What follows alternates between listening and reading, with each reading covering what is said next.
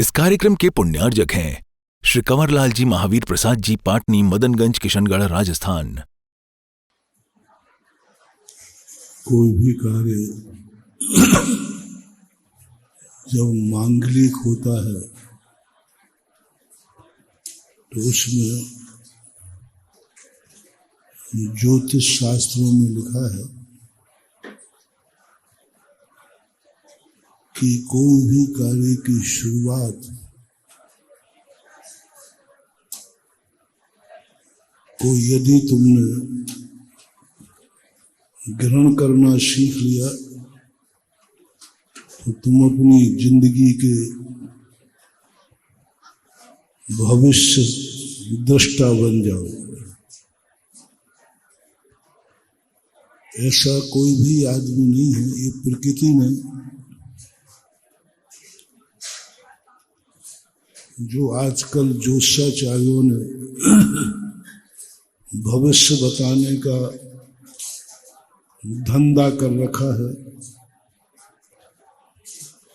इस धंधे की जरूरत ही नहीं। हमारी भूल का ये लोग फायदा उठाते हैं और सही निर्णय नहीं दे पाए। 2 किताबें पढ़कर के ज्योतिष का रूप बना लेते हैं। सबसे बड़ा ज्योतिष है स्वयं की आत्मा। बस आज तुम्हें एक मोटिवेशन दे रहा हूं कि तुम इतना भर कर लो किसी कार्य करने के पहले की शुरुआत को पकड़ना शुरू कर। सुबह जैसे ही आप उठते हो तो सबसे पहले तुम्हारा क्या विचार आया वही तुम्हारा 24 घंटे का होगा। अंत का, प्रारंभ का वर्णन 1 सेकंड का बात का नहीं।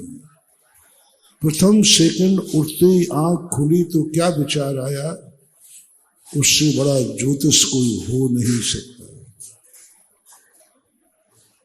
जैसे तुमने अपने कमरे से बाहर कदम रखा, पहला कदम, उस कदम में क्या विचार आया वह महत्वपूर्ण है। कौन सा कदम तुमने आगे निकाला वो महत्वपूर्ण है। बिस्तर से सोने के बाद बहुत बड़ा ज्योतिष दिया है। तुम्हारे जिस नथने का स्वर चल रहा हो उस पैर को बाहर निकाल कर अपने पलंग से बाहर आओ, सगुन ही सगुन होगा। घर से बाहर निकलो तो इतना ध्यान रख लो कि तुम्हारी नासिका से जो स्वर निकल रहा है, जिस नासिका से स्वर निकल रहा है वह कदम आगे बढ़ा लेना, जाओ यात्रा सफल होगी। दाएं से निकल रहा तो दायां, बाएं से निकले तो बायां। प्रथम कदम की बात है, दूसरे कदम से कोई मतलब नहीं है। इसी प्रकार से सभी चीजों के अंदर प्रथम दृष्टि पकड़ना शुरू कर दो। गाड़ी में बैठ रहे हो, पहला कदम आपने गाड़ी में कौन सा रखा है उसको पकड़ना शुरू कर दो। दुकान का ताला खोल रहे हो, किवाड़ खोलते ही तुम पहले क्षण में तुम्हारे मन में क्या विकल्प आया उसको पकड़ना शुरू कर दो।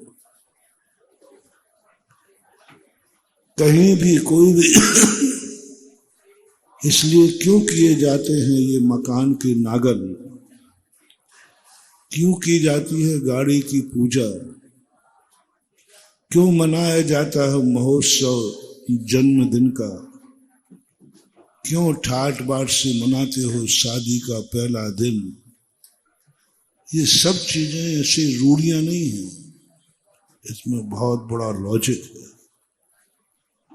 बहुत बड़ा एनर्जीफुल रहता है। सूर्य वही है, उगता हुआ सूर्य मांगलिक क्यों माना गया? सूर्य तो वही है, दिन भर भी रहना है, लेकिन निकलता हुआ सूर्य दिख जाए, स्वप्न में भी दिख जाए, तो बहुत बड़ा शगुन होता है। स्वप्न में भी उगता हुआ सूर्य देखना, तुम्हारी अंदर बहुत बड़ी किस्मत का उदय होने वाला है। पहला रूप होना चाहिए। धार्मिक क्रियाओं का प्रथम क्रिया का बड़ा महत्व होता है। परसों हमने बताया था, मात इंद्राणी भगवान का प्रथम दर्शन करती है, परिणाम स्वरूप उसका प्रतिफल बताया था। सौदामिंद्र प्रथम अभिषेक करता है, उसका प्रतिफल बताया था। कुबेर भगवान का प्रथम समूषण की रचना करता है, उसका अतिशय बताया था। प्रथम का बहुत बड़ा महत्व। जब भी तुम्हें कोई धार्मिक कार्य प्रथम करने का मौका मिले तो करना चाहिए। हमने यही सारे भारत में अपने सभी भक्तों को एक बात की प्रेरणा दे रहा हूं, मंदिर में कभी भी साल भर में एक बार, एक महीने हर व्यक्ति को प्रथम कलश करना चाहिए। दादागिरी से नहीं, चोरी से नहीं, भगवान को उठा के नहीं,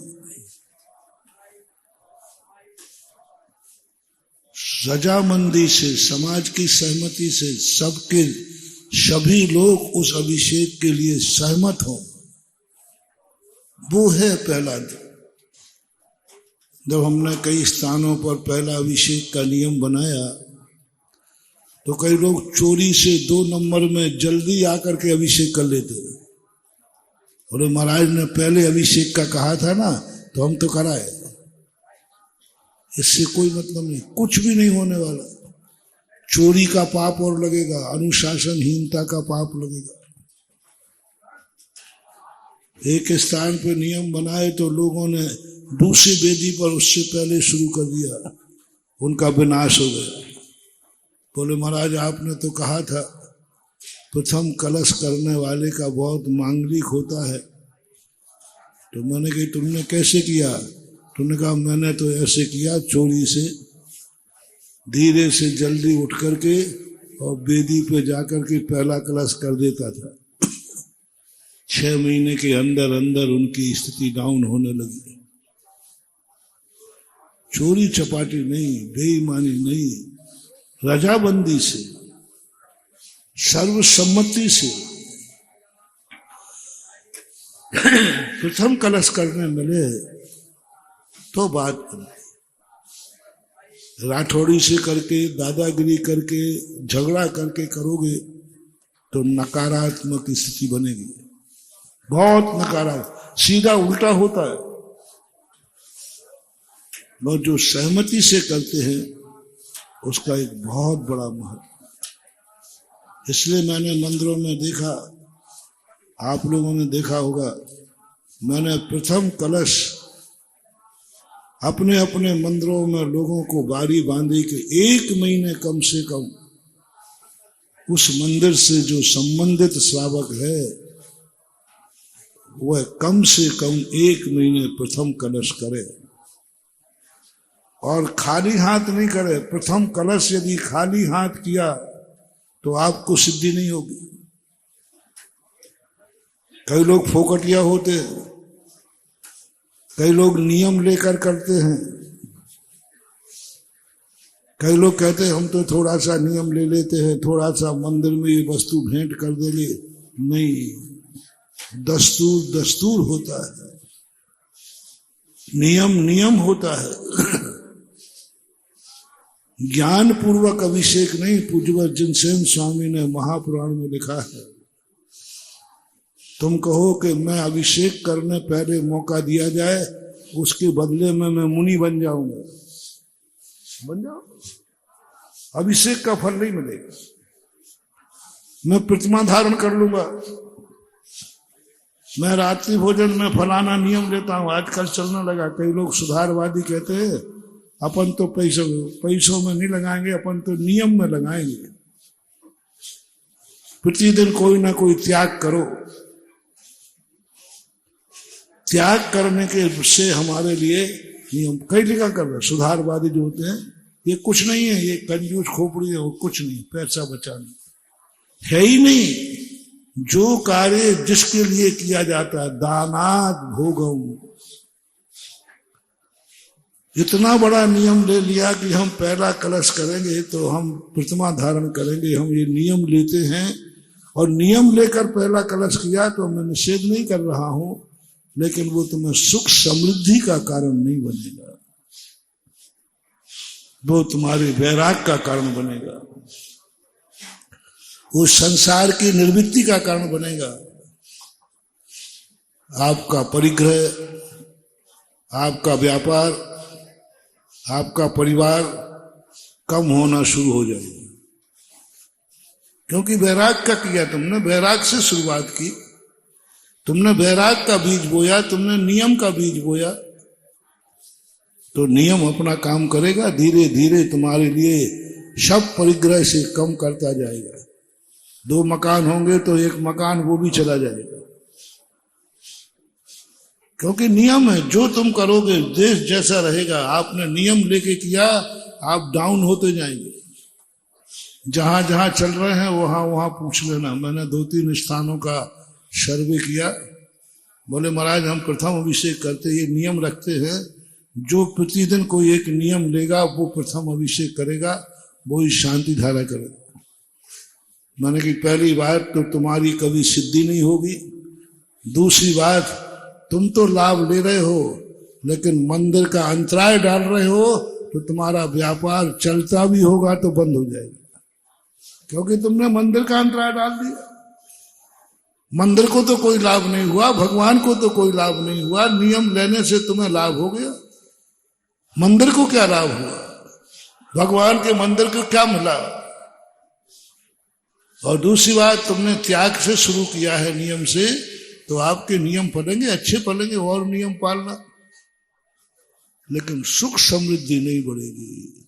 दानात भोगम, पूज्यवर समंतभद्र महाराज की घोषणा है। 2000 वर्ष कहा, यदि तुम्हें संसार में सुख समृद्धि चाहिए है, संसार का वैभव चाहिए है, तो पूज्यवर की स्पष्ट घोषणा है, दान के बिना कोई दूसरा रास्ता था नहीं, है नहीं और होगा। मैं त्याग का मूल्य कम नहीं कर रहा हूं, मैं विधि बता रहा हूं। त्याग से धन समृद्धि नहीं बढ़ेगी, त्याग से समृद्धि घटती है। मैं कहता हूं ना, जितना जितना तुम त्याग करते जाओगे, मोक्ष मार्ग में बढ़ते जाओगे। और 24 घंटे तुम त्याग करोगे, गृहस्थी नष्ट हो जाएगी, खत्म हो जाएगी, गृहस्थी रहेगी नहीं, क्योंकि धर्म की विरोधी है गृहस्थी, आरंभ परिग्रहवान है गृहस्थी।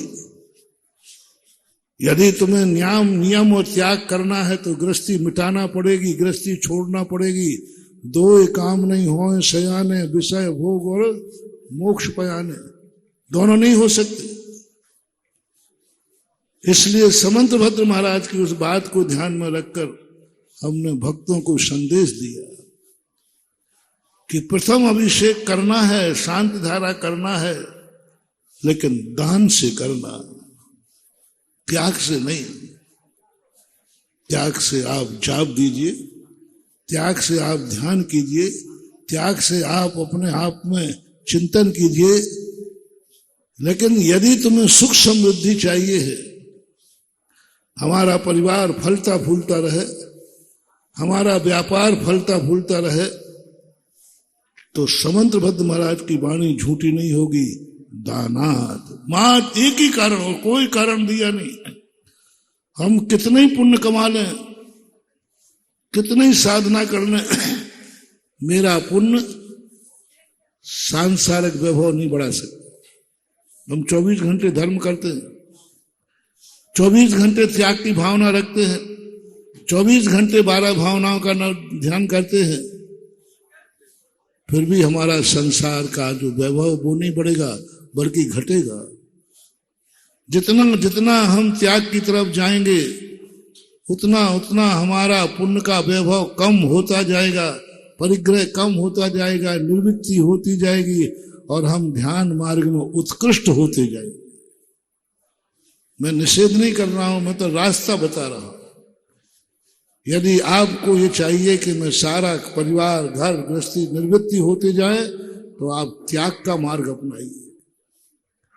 आप धीरे धीरे त्याग करना शुरू कीजिए, हर चीज में त्याग। खाने बैठो तो कोई ना कोई चीज का त्याग कर देना,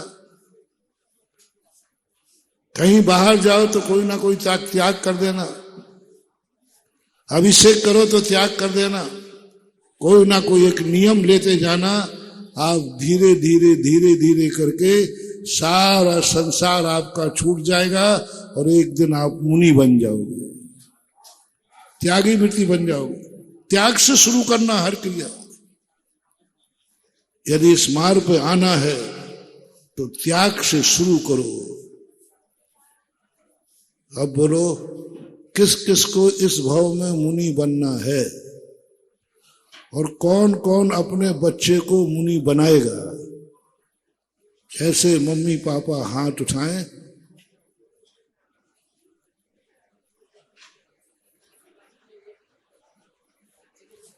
हाथ ही नहीं उठ रहा है, कि मैं ही उठा रहा हूं। इस भाव में किस किस को मुनि बनना है और किस किस अपने बेटा बिटिया को मुनि यारिका बनाना है, वे मार्ग प्रशस्त कर रहा हूं। आह, क्या मजा आ जाए।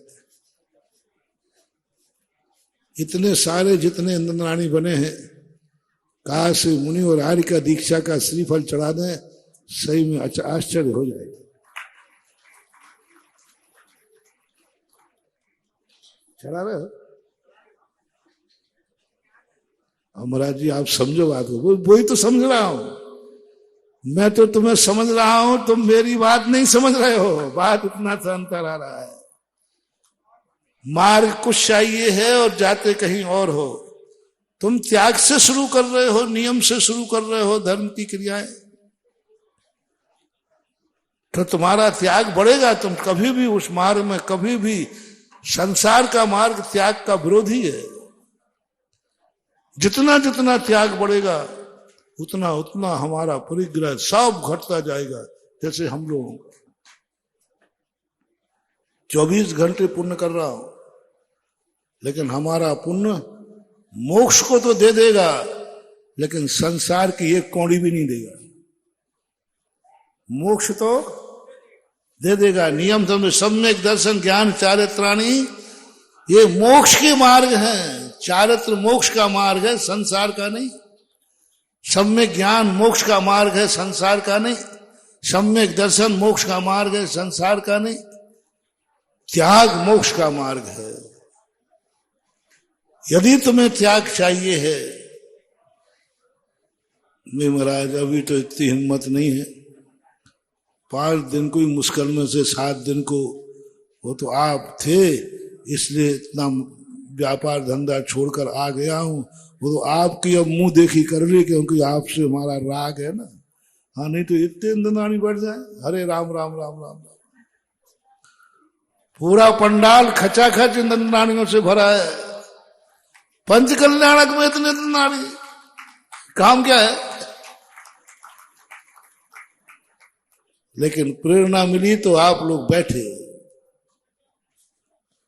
इतने हमने त्याग कर दिया महाराज, तो ये बहुत है। अब आप जीवन भर का त्याग मत कराओ। देखो 7 दिन में मार्ग तो बताऊंगा। त्याग का मार्ग त्याग से है। रिपीट करो, त्याग का मार्ग त्याग से है, नियम से। और राग का मार्ग राग से है।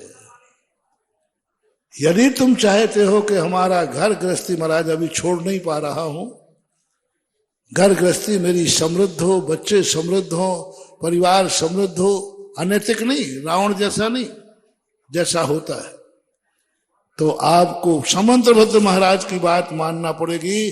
आपको हर क्रिया दान से शुरू करो, आपका श्रम वैभव अपने आप बढ़ेगा। क्या समंतभद्र महाराज सतखंड साहब का चार लिख रहे और वहां मोक्ष का मार्ग का उपदेश दे देते थे, संसार का दे दिया। उन्होंने कहा नहीं, यदि ग्रस्त कहेगा महाराज जी हमें संसार की समस्याओं का साधन, तो उन्होंने कह दिया यदि तुम्हें मांग बढ़ाना है संसार का वैभव, तो हर क्रिया की शुरुआत दान से करना। सुबह उठ करके ही तुरंत पहले दान का शब्द निकालना। एक गुजरात के अंदर, राजस्थान में एक सज्जन है, वो शाम को सोते हैं चेक बुक तकिया के नीचे सोते हैं लगा के। सुबह उठ करके कुछ नहीं करते, वो सीधा चश्मा उठाते हैं, चेक बुक लिखते हैं और तुरंत सुबह उठते ही पहले नंबर पर कोई काम होता है, 1 लाख का चेक काटते हैं दान के नाम पर। नियम में जिंदगी निकल गई। आप बताते हैं अभी चातुर्मास के पहले एक सज्जन ने कहा उन्होंने 5 लाख कर दिया है। उठते ही सबसे पहले वो चेक बुक, कोई धंधे पानी के लिए नहीं, रख के सोते हैं कहीं मुझे बिस्तर से उतरना नहीं पड़े। शाम को ही संकल्प इसलिए चेक बुक रखी है कि सुबह दान, और 5 लाख का चेक प्रतिदिन जिंदगी निकल रही है। चेक काट के सोते हैं। जो प्रतिदिन 1 लाख का काटता था, आज वो 5 लाख का काट रहा है। बड़ा तो होगा, बड़ा होगा कि नहीं? कभी तो 5 की नहीं, काय कर दे दानात भोगम। जब मैंने उसने कहा तो मुझे समंतभद्र महाराज की बात याद आ गई कि पूज्यवर ने पहले ही कहा दान से दान धन भोग। आज वो इतने समझ, वो दान दिन भर की घोषणाओं में नहीं लेते, वो मंदिर बनाने में नहीं लेते, वो मंदिर अलग बनाएंगे, और जो करोड़ों की बोलियां वो तो करोड़ों का दान देते हैं। ऐसी यात्रा निकाली उन्होंने एक बार कि रास्ते में जितने गांव पड़ेंगे रथ यात्रा में, उस गांव में कोई रथ आगे जब बढ़ेगा जब उस गांव में कोई कर्जदार नहीं होगा। कर्जदार व्यापार का कर्ज नहीं, जो बीमारी हाली का। गांव में सर्वे किया गया, पूरे गांव में डिंडोरा, किसी के ऊपर कर्ज हो व्यापार धंधे का छोड़कर, पहले वो सेठ उस गांव के हर गरीब का कर्जा चुकाते, पूरे गांव को भोजन कराते, पूरे गांव को, तब कहीं रथ उस गांव की सड़क पर से निकलता था। और हजारों किलोमीटर की यात्रा थी रथ की। वो दान सब अलग है, लेकिन सुबह उठ करके वो दान देते हैं, वो एक दान की सिद्धि है। आप लोग भी यदि सुबह उठते ही कोई दान की बात ध्यान में लाओ, दान की घोषणा करो, भली 100 रुपए का करो, भली 5 रुपए का करो, भली 10 रुपए का करो, पहला दान से शुरुआत करो। कोई भी तुम्हारे यहां मकान बनता है, बना लिया मकान, प्रवेश करने के पहले दान की घोषणा करो। देखो उस घर में ऐसी लक्ष्मी बरसेगी, कभी तिजोरी खाली नहीं रहेगी, क्योंकि प्रवेश दान से हुआ है। दान से घोषणा करो, त्याग से नहीं। त्याग से करोगे तो जरूर उस मकान में नहीं रह पाओगे, और मकान में मरने के पहले पहले तुम मुनि बन जाओगे। और दोनों बता रहा हूं, नागल के दिन कोई ना कोई त्याग करना, उपवास कर लेना, त्याग कर लेना, मरने के पहले तुम्हारी मुनि बनने का नियोग बन जाएगा। और नहीं बनना हो तो दान की घोषणा करो। गाड़ी लाए हो, पहले स्टार्ट करने के पहले दान की घोषणा करो। कुछ भी करो, दान। यात्रा पर जा रहे हो, दान की घोषणा करो। जन्मदिन है, दान की घोषणा करो। मंदिर में आए हो, दान की घोषणा करो। पहले शुरुआत में अभिषेक का लोटा उठाते समय दान की घोषणा करो। पहले उठाना बाद में, पहले दान की घोषणा करो। कलश बाद में उठाना, मैं कलश बाद में उठाऊंगा, पहले दान की घोषणा करो। पहला कलश करने मिल रहा है, दान की घोषणा करो। तुम हर क्रिया की शुरुआत में दान को ले लीजिए, आप एक दिन चक्रवर्ती से भी ज्यादा भाग्यशाली हो जाओगे। चक्रवर्ती कहां लगता है? दानाद भोगम। और वह इतना ज्यादा स्थिति बन जाती है, ये क्रियाएं आप भूल गए। और कई लोगों ने मंदिरों में त्याग सब में, अगर बाद में रोते जाते महाराज जी हम इतना कर रहे हैं लेकिन हमारा तो कुछ हो ही नहीं रहा। अरे तुम कार्य उल्टा कर रहे हो, तुम मंदिर का दान रोक रहे हो, तुम मंदिर को दान देने वालों को रोक रहे हो, तुम मंदिर के लिए दान देने वालों को तुमने खत्म कर दिया। अरे नियम लेना है तो मंदिर के अभिषेक में क्यों ले रहे हो? मंदिर के सामने कायोत्सव करो और नियम ले लो, अभिषेक के बदले क्यों नियम? नियम तो बिना उसके लिया जाता है। मैं तो बिना अभिषेक किए मुनि बन गया, जरूरत ही नहीं। अभिषेक के बदले क्यों? बहुत बड़ा अंतराय डालते हो। उसके लिए थोड़ा पूर्व भाव का पुण्य है तो चलेगा। एक दिन वो इतना गरीब बन जाएगा कि घर के खर्चा चलाने लायक नहीं रहेगा, क्योंकि उसने मंदिर की आय में अंतराय डाला है। इसलिए जब भी पहली क्रिया मिले, आपकी दृष्टि से बता रहा हूं, पहली क्रिया कभी भी मौका मिले, चाहे दीप प्रज्वलन करना, दान की घोषणा पहले, दीप प्रज्वलन बाद में, मन में सोच लेना आज इस कार्यक्रम का, इस महोत्सव का मेरे से दीप प्रज्वलन कराया जा रहा है, मैं यह दान की घोषणा करता हूं। कलश स्थापन करो, उद्घाटन करो, ध्वजारोहण करो, जो भी शुरुआत, फर्स्ट किसकी बात कर रहा हूं मैं? फर्स्ट की। जो जो क्रिया आप फर्स्ट करोगे उसमें बिना दान के मत करना। अब वो आप फर्स्ट सभी जगह लगा लेना, चाहे पहली बार तुम गाड़ी में बैठ रहे हो तो लगा लेना, पंचकर्मा की शुरुआत कर रहे हो तो लगा लेना, मैंने कहा मकान बना रहे हो तो लगा लेना। जो जो तुम नई चीज का शुरुआत कर रहे हो उस समय आप अपनी शक्ति प्रमाण, श्रद्धा प्रमाण, कंबड़ की कोई विशेषता नहीं बता रहा हूं, दान की जरूर घोषणा करना।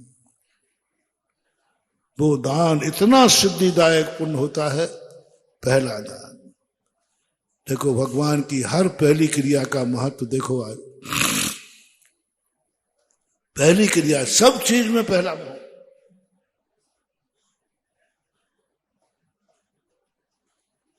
और पहला जो किया जाता है उसका नाम क्या है? मंगलाचरण। इस बार प्रवचन अपने मंगलाचरण से शुरू हुआ। जो जो कार्य धर्म का पहले किया जाए वो मंगलाचरण। मंगलाचरण यदि तुमने दान से किया है, जाओ तुम्हारी खेती लहलहाएगी और दुनिया में तुम सबसे ज्यादा समृद्ध बनोगे, क्योंकि तुम्हारी शुरुआत दान से हुई। मंगलाचरण दान से करो हर क्रिया का। आज भगवान का पहला दर्शन सौधर्म सची, भगवान का पहला दर्शन आगमन माता ने किया 1600, उनका व्यवहार देखो हर चीज के अंदर। ऐसे नहीं बरस गए 15 रत्नों, 15 महीने तक रत्न। आज महत्व देखो। किसी भी तीर्थंकर ने द्वारा आहार किए तो होंगे, हमारे पूज्य आचार्य श्री कहते हैं कहीं भी किसी तीर्थंकर का ये नहीं मिल रहा है कि भगवान एक बार ही आहार करते हैं।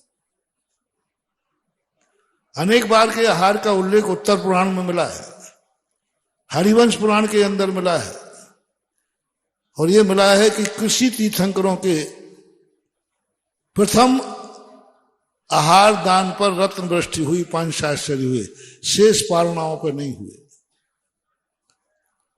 शेष पारणाओं में नहीं हुए, पहली पारणा में हुए। और पहली पारणा में क्यों हुए?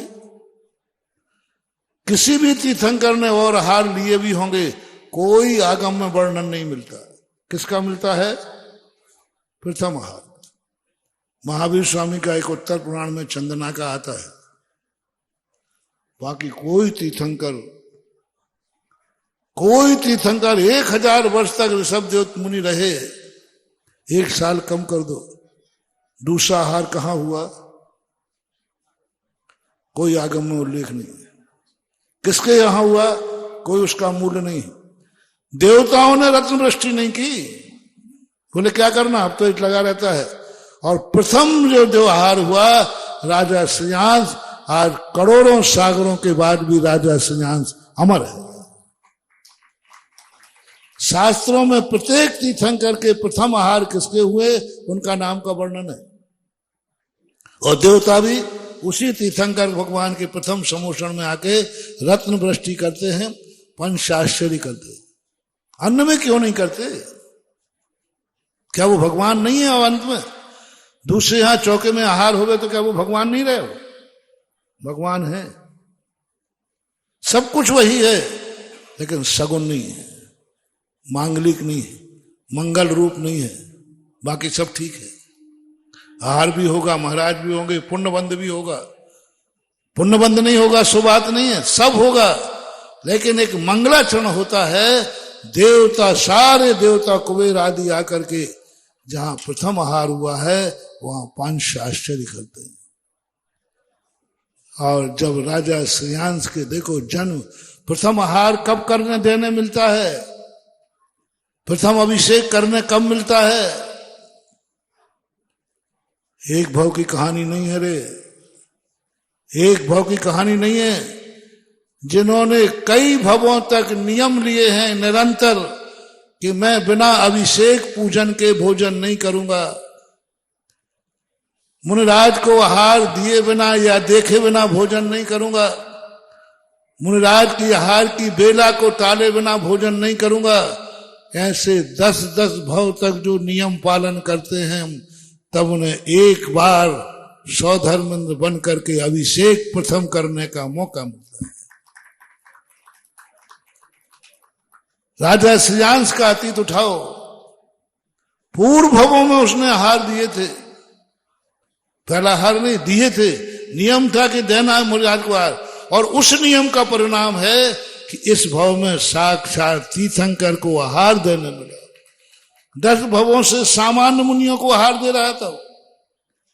पूर्व भव में तो स्पष्ट उल्लेख मिलता है, सामान्य मुनि को आहार दिए थे, लेकिन सामान्य मुनि के आहार देने का बीज इतना फला कि आज साक्षात तीर्थंकर को भी आहार देने का मौका मिला। कैसे मिल गया प्रथम आहार? जन्म जन्मांतरों की कहानी है महानुभाव।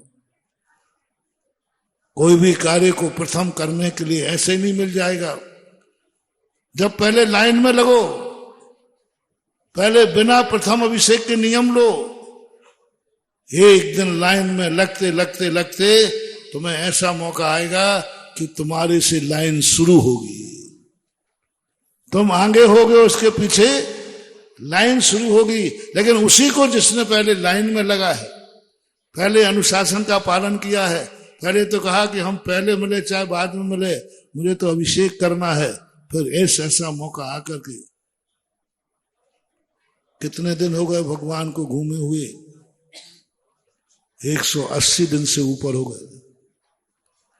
प्रतिदिन भगवान घूम रहे हैं, नगरों नगरों जा रहे हैं, कोई पुण्यात्मा नहीं। भगवान के अंतराय कर्म का उदय नहीं था, श्रावकों के दानांतराय कर्म का उदय था। जैन दर्शन एक सबसे बड़ी बात कहता है, कोई भी घटना घटे दूसरे पर आरोप मत लगाओ, स्वयं के ऊपर लो। तुम्हें मान नहीं मिला, इसमें गलती किसकी है? दूसरे की मत कहो, हमारा खुद कर्म का उदय था। यदि तुम्हें अपनी जिंदगी में किस्मत को बदलना है तो किसी को दोष देना बंद कर दो। और तुम्हारी 1% गलती नहीं है, सामने वाले की 100% गलती है। मोटिवेशन सामने वाले की कितने % है? 100, और तुम्हारी 1% भी नहीं है, तो तुम तुरंत कहना नहीं, इसमें सब गलती मेरी है, इस जन्म की नहीं सही तो पूर्व जन्म की सही है तो मेरी, अन्यथा वो मुझे गाली दे ही नहीं सकता था। मैंने कभी पूर्व जन्म में किसी को गाली दी थी, मैंने किसी का अपमान किया था, इसलिए उसने अपमान किया, बस तुम इतना, तुम्हारा अभी बिल्कुल भी गलती नहीं है, तो भी तुम अपनी गलती को स्वीकार कर लेना। बस उसी दिन से तुम्हारे अच्छे दिन चालू हो जाएंगे। तुमने दूसरे के ऊपर थोपा कि तुम्हारे बुरे दिन चालू हो जाएंगे। 100% अपनी गलती है, फिर भी हम दूसरे पर थोपते हैं। और मैं क्या कह रहा हूं, 1% भी गलती नहीं है तो भी कहना आई एम सॉरी प्लीज, गलती मेरी है, मैंने गलती है, मेरा कोई कर्म का उदय है, कोई दूसरा मेरे कार्य में विघ्न डाल ही नहीं सकता।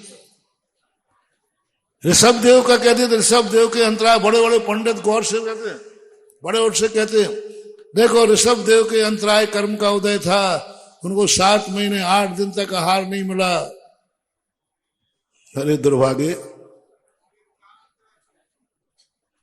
तुम भगवान को कह रहा है कि वो उनके कर्म फूटे थे, उनके कर्म का उदय था। अरे ये भी तो सोच कि 6 महीने तक तुम श्रावकों के अंतराय कर्म का उदय था, जो भगवान को आहार नहीं मिला। दोनों तरफ का होगा तो बनेगा। अपन को कभी नहीं, आप लोग कभी भूल कर नहीं कहना कि भगवान के अंतराय कर्म का उदय था, तुरंत कहना मेरे अंतराय कर्म का उदय था जो मैं नहीं दे पाया। साधु को जब अंतराय हो जाए तो कभी नहीं कहना ये महाराज के अंतराय कर्म का उदय था, मैंने तो इतना शोध के दिया, इतना देख के दिया, फिर भी क्या करें महाराज जी, अब महाराज के ही कर्म। हाँ बोल दो। तुम तो निमु नारायण शुद्ध हो ना, सुबह से देख रहे हो, परिवार देख रहा है, ब्रह्मचारी देख रहे हैं, ब्रह्मचारिणियां देख रही हैं। अब इसके बाद भी अंतराय आ जाए महाराज, तो महाराज ही के कर्म फूटा है, और क्या करें बताओ। स्वप्न में भी मत कहना महानुभाव, कितना भी देख के दिया हो, हमेशा एक ही कहना मेरे पाप कर्म का उदय था, मेरी आंखें फूटी थी जो मुझे ये बाल नहीं दिखा। अपने ऊपर लेना, कभी स्वप्न में भी नहीं, महाराज का हो ही नहीं सकता, महाराज तपस्वी है, इनके कहां के अंतराय कर्म के उदय आएंगे, आ ही नहीं सकता। महाराज के अंतराय कर्म का उदय हो ही नहीं सकता। भाई शास्त्रों में लिखा है, अरे सवाल ही नहीं उठता, अंतराय कर्म तो हमारा है, ये तुम्हें सोचना है। और महाराज जी क्या सोचेंगे, नहीं, श्रावक का अंतराय कर्म काय को, बेचारा तो सुबह से शोध रहा है, दे रहा है, हमारे ही कर्म का उदय था जो अंतराय आ गया। दोनों अपने अपने कर्मों को दोष दो, दोनों ने एक दूसरे को दिया और दोनों का कबाड़ा हुआ। ऋषभ देव सोचेंगे कि मेरे अंतराय कर्म का उदय है, अपन लोग क्या सोचना है, मेरे दानांतराय कर्म के उदय से कारण भगवान को आहार नहीं मिल रहा है। ये चिंतन सबसे बड़ा होना चाहिए।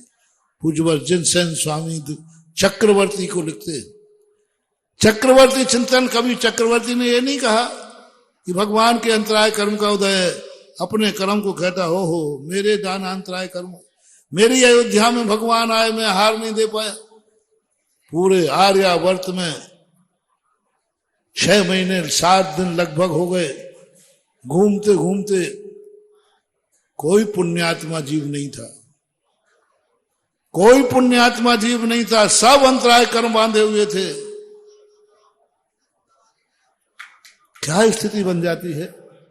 एक घर में थे, तुम्हारे घर से एक मुनिराज लौट जाए साधारण, दिन भर तुम्हारी क्या हालत होती है। और साक्षात तीर्थंकर नगर में आ रहे हैं और खाली हाथ लौट रहे, क्या तकदीर हमारी हो, स्वामी दरवाजे से लौट गए। क्या तहलका मचता होता। प्रतिदिन एक दिन, आज कभी बनारस, कभी पटना, कभी कोचीन, कभी कलकत्ता, कभी विशाखापट्टनम, कभी केरल, कभी, वो तो आकाश मार्ग से जाते थे सब घूम रहे, किसी का पुण्यात्मा जीव नहीं। किसी ने जाना था 18 कोड़ा कोड़ी सागर वर्ष तक अंतराय आहार दान बंद रहा इस पृथ्वी पर। 18 कोड़ा कोड़ी सागर क्या कहलाता है। इतने सागरों पर भूल गए सब, किसी को पता ही नहीं कि मुनिराज को क्या करना चाहिए। इसलिए कहा गया है कि मुनिराज होवे या नहीं होवे, बच्चों को पड़गान विधि सिखाते रहना चाहिए। जब भरत चक्रवर्ती को पता चला कि भगवान के अंतराय, वो तर्क दिया उसने कि भगवान के अंतराय कर्म का उदय था ही नहीं, उनका तो जब माना जाता जब हम विधि पूर्वक आहार देते हो फिर आ जाता, जब हम नवदा भक्ति पूर्वक दे ही नहीं रहे थे। अच्छा ये बताओ भैया, हम आहार को निकले और तुम एक भी चौका मत लगाना, कोई पड़गाना भी नहीं, और फिर मैं आहार लौटाऊं, बोले महाराज जी वो आहार हुआ ही नहीं, बोलो उसमें हमारे कर्म का उदय माने क्या? चौका लगा ही नहीं, तो था ही नहीं। तो भरत चक्रवर्ती कहता भगवान का अंतराय कर्म का उदय था ही नहीं, क्योंकि हम जिस विधि से देना चाहिए वो विधि दे ही नहीं रहे, तो आहार कर लेंगे। क्या चिंतन उस समय भरतेश वैभवकार कवि रत्नाकर ने बहुत अंतो जमी भरत चक्रवर्ती कहता मैं पापी हूं, मैं दुष्टी हूं, मैंने ऐसे कैसे कर्म किए कि मेरी बुद्धि काम नहीं की। तब नियम लेता है अब ऐसी गलती नहीं होने दूंगा, और भरत चक्रवर्ती जब तक मेरी जिंदगी रहेगी घर में, हम प्रतिदिन दरवाजे पर एक मुहूर्त के लिए खड़े होंगे। अक्षय तृतीया का दिन खड़े होंगे हम, और प्रतिदिन मंदिर से आकर दरवाजे पर लोटा लेकर कलश लेकर खड़ा रहता था, महाराज होवे या न होवे, क्यों? जिससे कहीं मैं यह विधि भूल न जाऊं, मेरे बच्चे न भूल जाएं, समाज न भूल जाए, इसलिए आज के जब चक्रवर्ती ने पश्चाताप किया मेरी भूल से भगवान का हार नहीं हुआ, अब उसने पड़गान शुरू कर दिया। महाराज नहीं है तब भी जिंदगी भर भरत चक्रवर्ती के यहाँ चौका लगा, चाहे महाराज होवे या न हो, पड़गाने के लिए खड़ा हुआ, चाहे महाराज होवे या न होवे, आकाश मार्ग से आ जाए कब आ जाए। ऐसी स्थिति, राजा श्रेयांश का जो पुण्य है, प्रथम आहार देने का जो उनको मौका मिला, महानुभाव पंच कल्याणक में एक छोटी सी क्रिया है, एक दिन की राजा श्रेयांश और सोम की, लेकिन बहुत महत्वपूर्ण क्रिया महानुभाव, बहुत महत्वपूर्ण क्रिया। भगवान आज फिर, भगवान 6 महीने के प्रतिमा योग धारण करने के बाद आज भगवान कैलाश पर्वत से नीचे उतर रहे हैं। अब किसी को नहीं मालूम कि क्यों उतर रहे हैं, क्यों आ रहे हैं। आप लोग अपने स्थान पर बैठे बैठे आइए साहब, आइए आइए,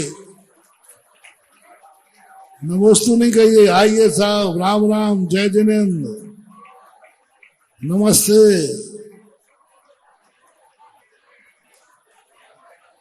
देखो बीच में कोई नहीं रहेगा। भगवान अयोध्या की तरफ जा रहे हैं। कैलाश पर्वत के बाद सबसे निकट अयोध्या पड़ती है, तो अयोध्या के राजमार्ग से होते हुए,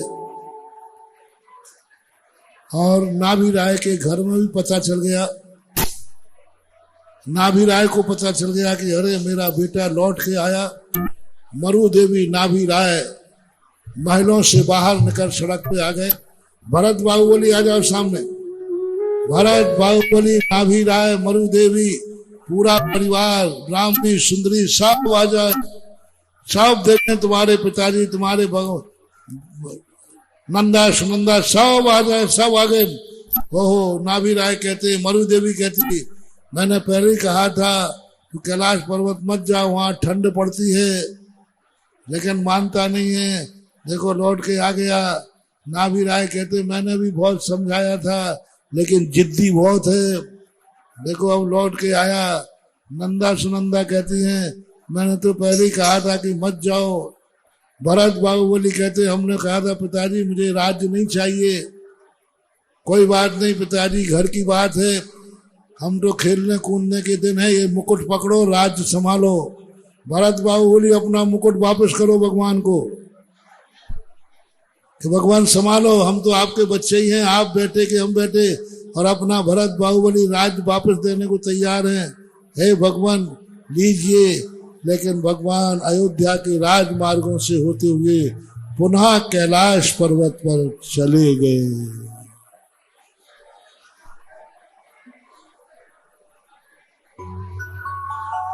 माता मरुदेवी नाभि राय भरत बाहुबली किम कर्तव्य मूड हो गए कि यदि आए थे तो महलों में क्यों नहीं आए, और नहीं आना था तो फिर आए क्यों यहाँ पर, क्या मतलब था आने का। नहीं आते तो क्या अच्छा था, कम से कम हम लोग शांति थी। पूरी अयोध्या में क्षोभ हो, हर व्यक्ति की आंख में आंसू थे। अयोध्या के राजा थे, सम्राट थे, और बिना कुछ किए घूमने एक मन चला था। और ने कहा अरे भाई बस घूमने आए हुए, घूमने छुट्टी मनाने के लिए। तो कैलाश पर्वत पे ध्यान करते करते बोर हो गए होंगे, इसलिए अयोध्या घूमने आए कि चलो घूम आए हमारी अयोध्या कैसी है ना। जितने मुंडे मुंडे मतर भिन्ने, जितने दिमाग उतनी बातें होने लगी। कोई कुछ कहने लगा, बोले हाँ गए थे, मन नहीं लगा तो आ गए वापस, और फिर घूम घाम के फिर वापस चले गए। जितनी इस प्रकार की नाना प्रकार की बातें चर्चाएं बाजार में होने लगी, लेकिन हर सज्जन व्यक्ति दुखी था कि ऋषभदेव आए तो कुछ कहा क्यों नहीं, कुछ लिया क्यों नहीं, ठहरे क्यों नहीं। लेकिन वे तो अपना बिजली चमकती है जैसे ऐसा शरीर दिखाते हुए राजमार्गों से एक कदम भी नहीं रुके। शास्त्र में आया है कि साधु आहार चर्या को रुक करके नहीं देखता, कदम धीरे धीरे बढ़ाता जाता है और कहीं रुकने का सवाल ही नहीं, और जाकर के फिर केवल ज्ञान प्राप्त।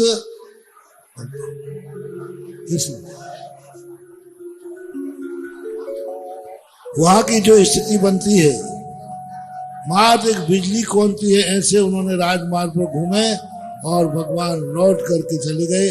अब दूसरे दिन फिर भगवान उठते हैं, भगवान उठेंगे और भगवान दूसरे दिन अब अयोध्या नहीं जाएंगे। एक बार जिस नगर में हो गए उसको रिपीट नहीं करते हैं, दूसरे दिन फिर आहार के लिए उठते हैं।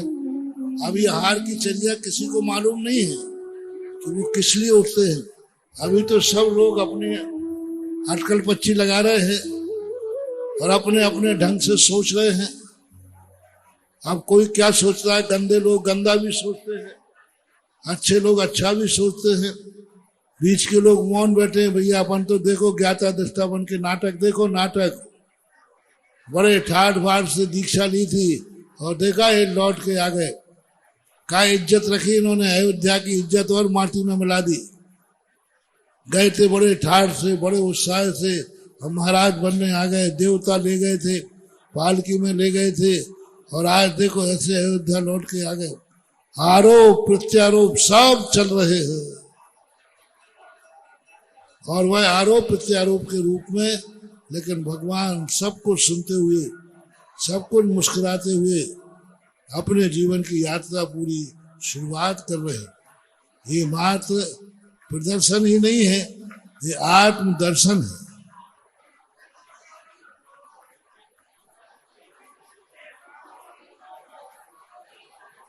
हाँ, इस बार भगवान बनारस की तरफ जा रहे हैं। बनारस होते हुए, बनारस में भी वही क्षोभ, वही हलचल, क्योंकि बनारस भी अयोध्या के नरेश के अंतर्गत थी। जितने राज सब आएंगे सब अयोध्या के, क्योंकि छोटा मोटा राज थोड़ी था। बिहार या सागर, वार सागर तक, कैलाश पर्वत से लेकर सागर तक जिनका साम्राज्य था, ऐसे भगवान बनारस में भी कुछ नहीं, राजमार्ग में होते हुए बनारस से पाटलिपुत्र चले गए,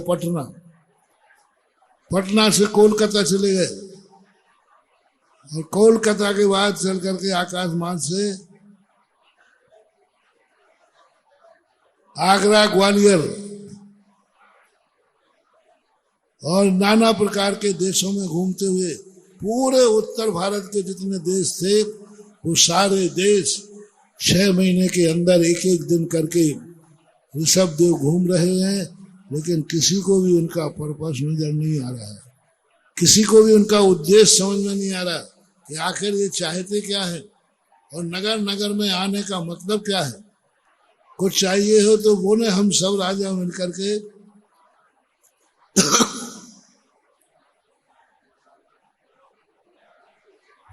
जो अधीनस्थ राजा थे वे भी अपने मुकुट हार सब समर्पित कर रहे हैं। और कई लोग मना रहे हैं कि हे भगवान, गलती हो गई हो, क्षमा करो, आप महान हैं, इतनी गुस्सा करना ठीक नहीं है, इतना रूसना ठीक नहीं है, इतना रिसाना ठीक नहीं है, हम लोग परेशान हो रहे हैं, आप लोगों का रिसना। सब लोग क्षमा मांग रहे हैं, घनी खम्मा अन्नदाता, घनी खम्मा। लेकिन भगवान मुस्कुराते हुए पुनः जाकर के कैलाश पर्वत की ओर चले जाते हैं।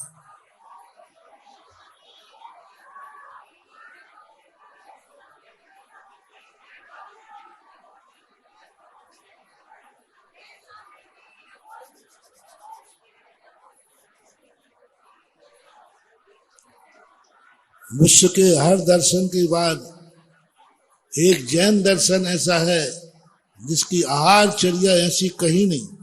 हर दर्शनकार में यही कहा है, जैसे बने तैसे पेट भरो, जैसे बने तैसे पेट भरना है।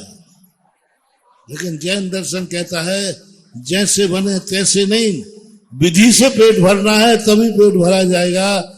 एन कैन प्रकार नहीं, भक्षावश का विचार नहीं, समय का विचार नहीं।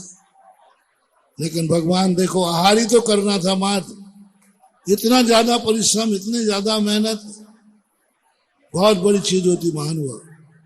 लेकिन फिर भी लोगों के मन में एक धारणा बना लेना चाहिए कि हमारी जो शक्तियां हैं उन शक्तियों को हम त्रोहित नहीं होने देंगे। और आहार जैसी क्रिया के लिए व्यक्ति को इतना विचार करता है कि ओ भाग्य मेरे। लेकिन भगवान तो भगवान ही होते हैं। नवदा भक्ति पूर्वक दिगंबर जैन साधु की विशेषता होती है कि विधि पूर्वक आहार नहीं मिलेगा तो समाधि ले लेगा, लेकिन बिना नवदा भक्ति के समाधि लेने वाला नहीं। और नियोग है प्रमुख पाठ जो है, अब तीसरी बार अभी अब 187 दिन हो चुके हैं भगवान को घूमते घूमते। 187 दिन हो गए हैं पूरे आर्यावर्त में घूमते। 6 महीने 7 दिन ऊपर हो गए हैं। 187 दिन घूम रहे हैं। और आज बनारस दक्षिण भारत की तरफ जाएंगे और दक्षिण भारत घूमते हुए एकाएक ऋषभदेव ने हस्तिनापुर की तरफ गमन किया है। महाराज राजा 4 लोगों के अलावा 5वां नहीं रहेगा। राजा सोम, राजा श्रीयांश और उनकी रानियां, और कोई भी नियोग है, नियोग मानना चाहिए। आज भगवान हस्तिनापुर देखो, उधर राजा श्रीयांश को रात्रि में स्वप्न आता है कि एक मेरू चल करके मेरे दरवाजे रुक गया। उसने अपने बड़े भाई सौधर सोम को सुनाया तो सोम ने कहा ये साधारण स्वप्न नहीं है, ये तो तीर्थंकर के जन्म का संकेत है। तब जाकर के सुसेन लक्ष्मण से कहा कि देखो तुम यहाँ घूम रहे हो, तो वहां उसकी उनको, और सोम ने कहा तुम साधारण चीज मत समझो, मेरू चलायमान हो गया, मेरू कभी चलता नहीं है और हमारे दरवाजे रुक गया। तो सोम भी किम करता मूड हो गया। बोले भैया मैंने तो ऐसा स्वप्न देखा ही नहीं कभी आज तक, शास्त्रों में नहीं सुना कि मेरू भी चलता है, लेकिन भैया मैंने तो देखा है, जरूर कुछ ना कुछ आश्चर्य होने वाला है। दोनों भाई अपने स्वप्न पर विचार कर रहे हैं। इतने में सुबह यही बेला थी 8-9 बजे तक की। एकाएक द्वारपाल ने कहा, बोले जो पहले अयोध्या नरेश थे चक्रवर्ती,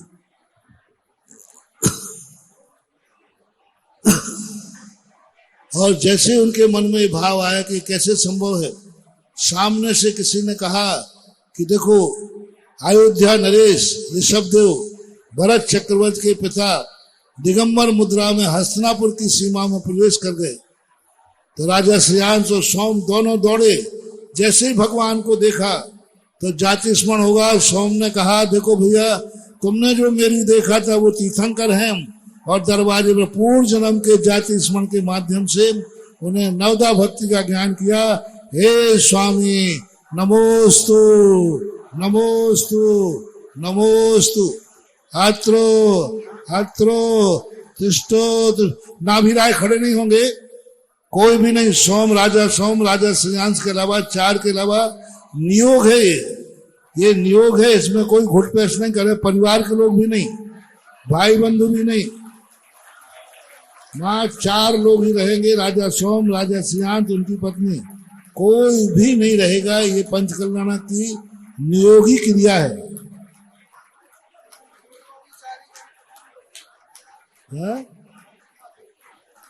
परिक्रमा लगा रहे हैं अभी, भगवान का प्रदान हुआ है। ऐसे ऋषभ सागर महाराज का आहार चर्या के निमित्त से नवदा भक्ति का कार्य कर रहे हैं।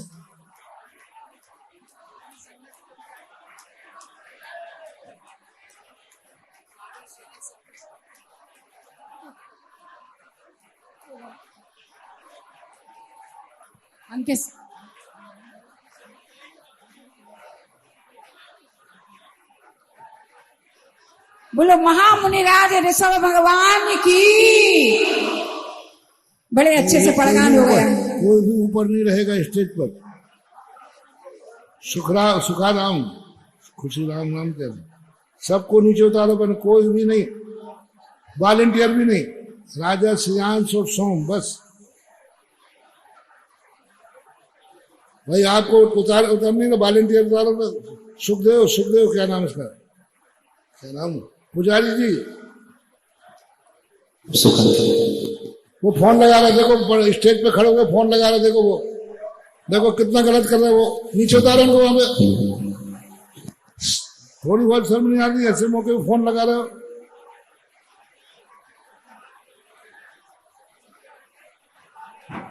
राजा श्रेयांश जो बने हुए वो आगे आए, राजा सोम, और वो भगवान को गृह प्रवेश करा के उच्चासन दे।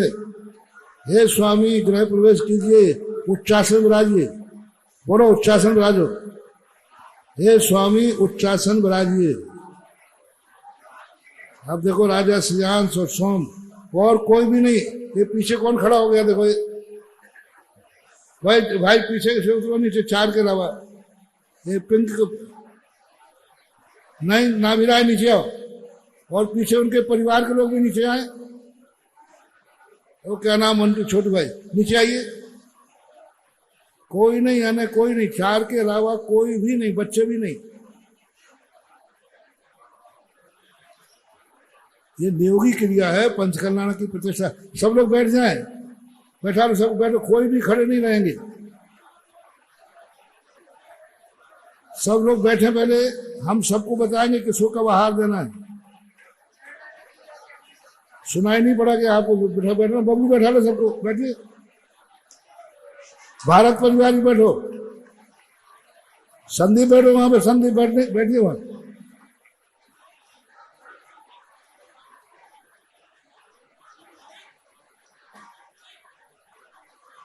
एक भी व्यक्ति खड़ा नहीं रहे, एक बार बोल दिया। छोटा जी बैठा लो, सब कुछ ले।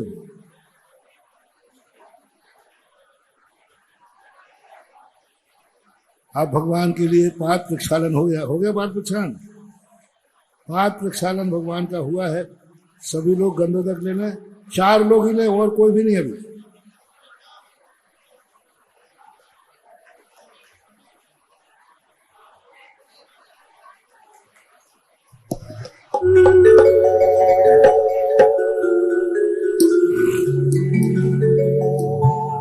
पूजा करो, पूजा को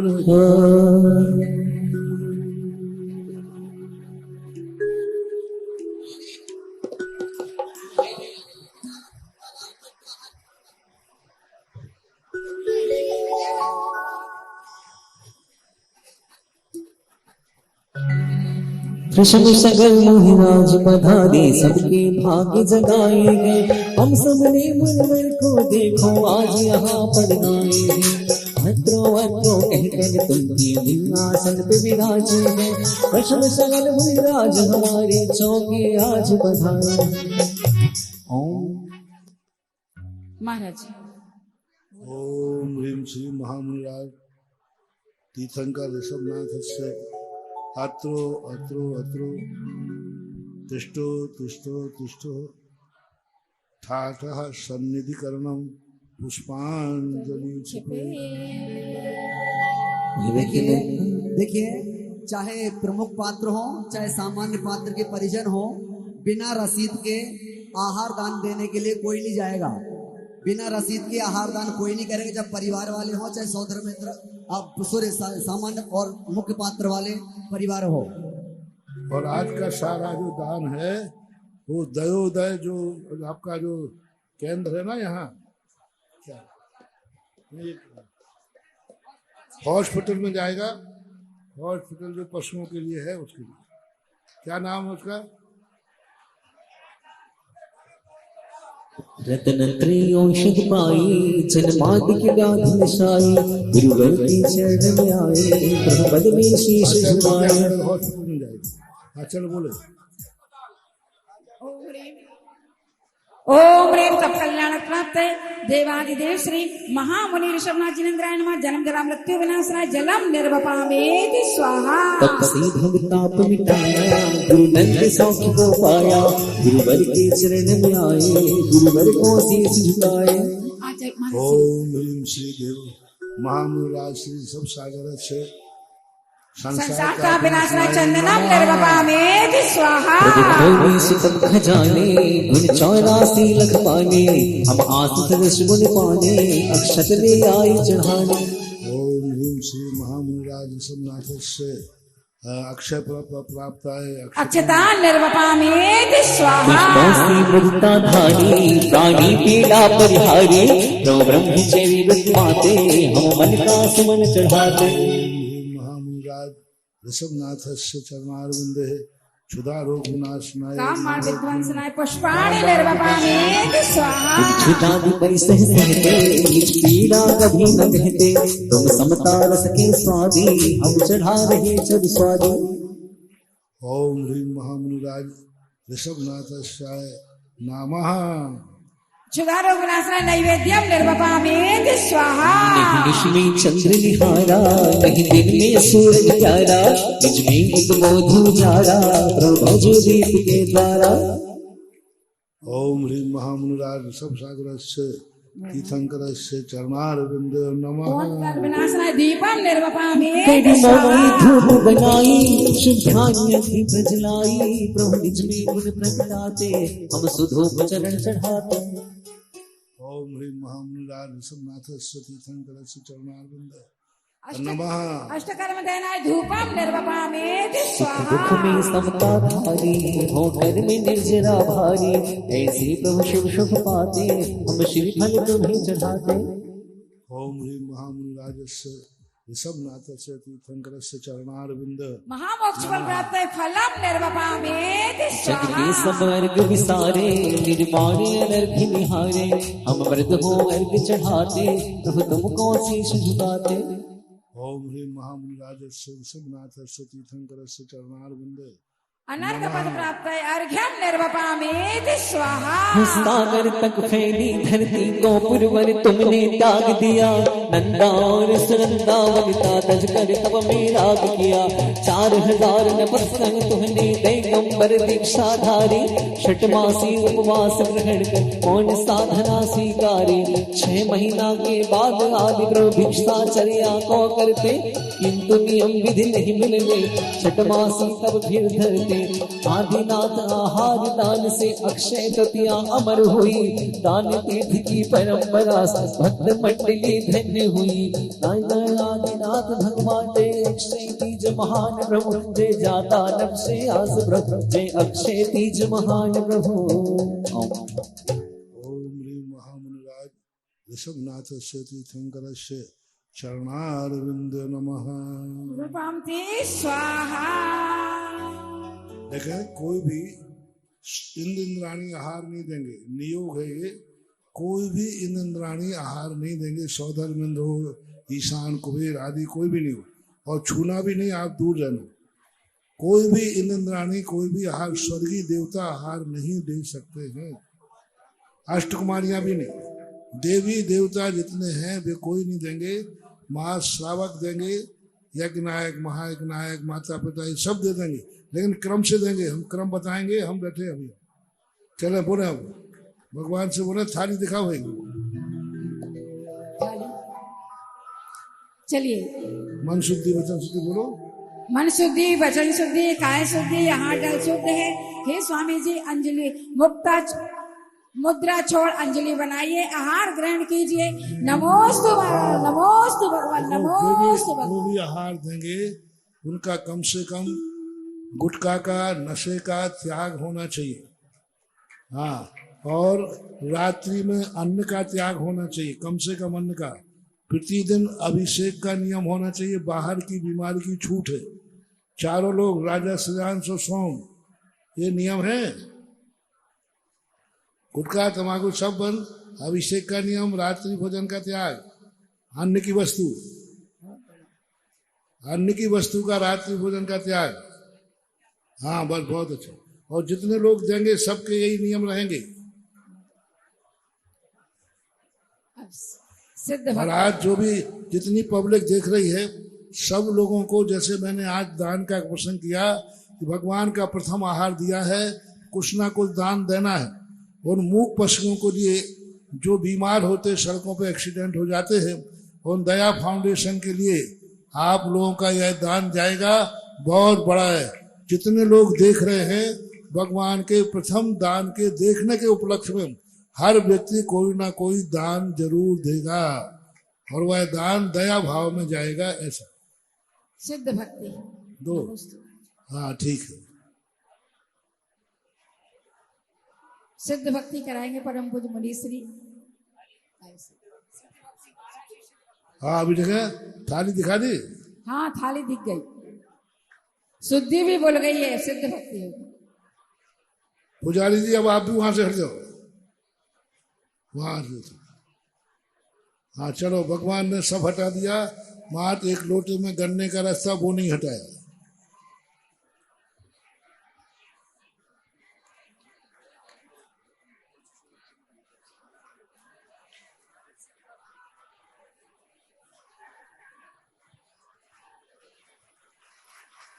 जय हो। अभी रुको, अभी रुको रुको रुको, अभी अभी रुको रुको रुको, यहाँ आ जाओ तुम लोग, यहाँ पे सामने आओ। इसमें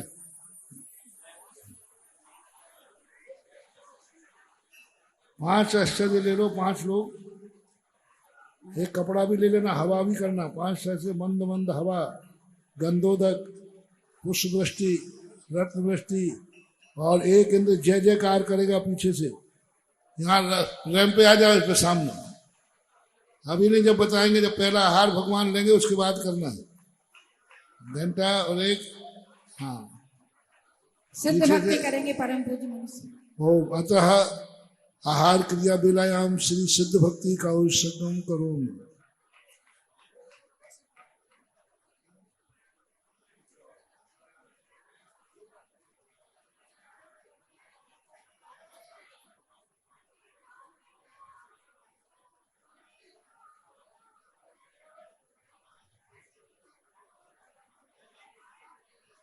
सम्मतनान दंसन वीर्येषु ममतहे व्यावगहनम अगुरुलहुमवावाहम अट्टुगुणाहों सिद्धानम तव सिद्धेन सिद्धे संयम सिद्धे चरित्र सिद्धे नानम निदंसनम मे सिद्धे संसारम स्वामी इच्छाई भंते सिद्ध भक्ति कौशिको को दशालोचन शमनान संदंसन संचितनानम अट्टवेकम विमुक्तानम अट्टगुण संपन्नानम उटलोय मत्स्यमी पैडियानम तव सिद्धानम निसिद्धानम श्रीम सिद्धानम चल सिद्धानम आदि दानागतवर्तमान कालत्र सिद्धानम सब सिद्धानम श्यालिकानम श्रेमी पूज्यमी वंदामी नमस्कामी दुख को कमखो मोलाहु सुई मनम समाई मनम जिनगुण संपत्ति हो मध्यम।